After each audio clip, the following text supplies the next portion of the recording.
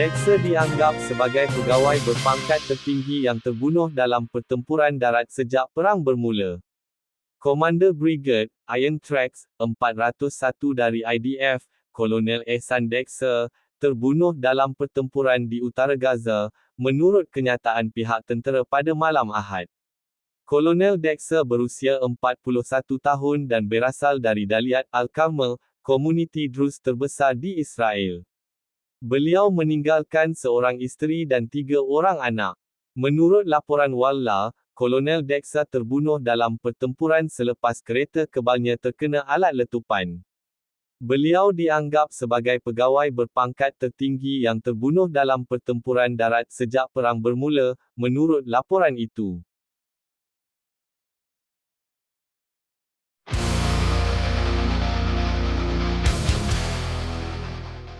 Sebuah artikel yang baik telah membuat perbandingan antara ekstremis Yahudi dan ekstremis Islam iaitu Daesh. Artikel ini ditulis oleh Adam Warden, seorang pelajar dan penyelidik Muslim Amerika di Universiti Massachusetts Lowell. Penyelidikannya berpusat pada pemantauan, pengesanan, dan meramalkan pelanggaran hak asasi manusia di Timur Tengah dengan menggunakan kecerdasan buatan. Artikel tulisan beliau ini telah membandingkan tindakan ekstremis Pasukan Pertahanan Israel (IDF) dan Daesh (ISIS) dengan menyatakan bahawa kedua-dua kumpulan menggunakan justifikasi agama dan keganasan untuk mencapai matlamat etno-agama mereka.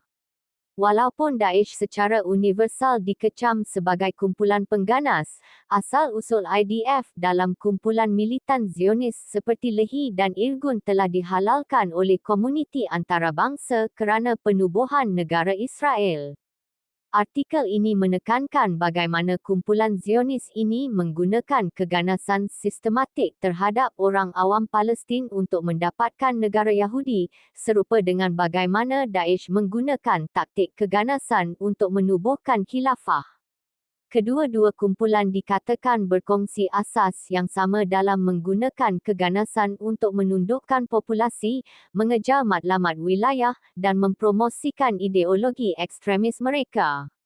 IDF juga dikritik kerana penggunaan retorik agama, dengan rabai yang berada dalam tentera didakwa membuahkan kempen ketenteraan, termasuk pembunuhan rakyat Palestin, sebagai tindakan misi suci, yang sebanding dengan cara Daesh menggunakan agama untuk membenarkan keganasan. Gabungan antara keganasan negara dan kewajipan agama ini menyebabkan tindakan di luar kemanusiaan terhadap orang awam dan meneruskan kitaran keganasan. Artikel ini berhujah bahawa walaupun terdapat perbezaan dalam cara mereka dilihat, kedua-dua Daesh dan IDF beroperasi dengan taktik keganasan asimetrik yang serupa terhadap masyarakat awam, yang dihalalkan oleh kepercayaan agama masing-masing.